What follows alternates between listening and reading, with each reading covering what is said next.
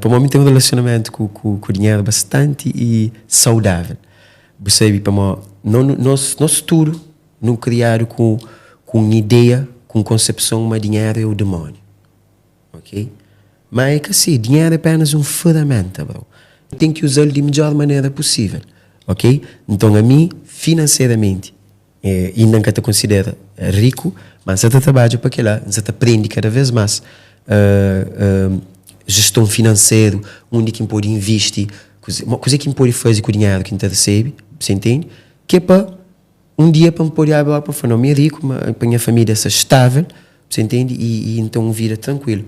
Para o dinheiro te proporcionou coisas fixas, eu gosto de se inscrever férias lá e ilhas Maldivas, sem que ter dinheiro, nunca pode ir bem.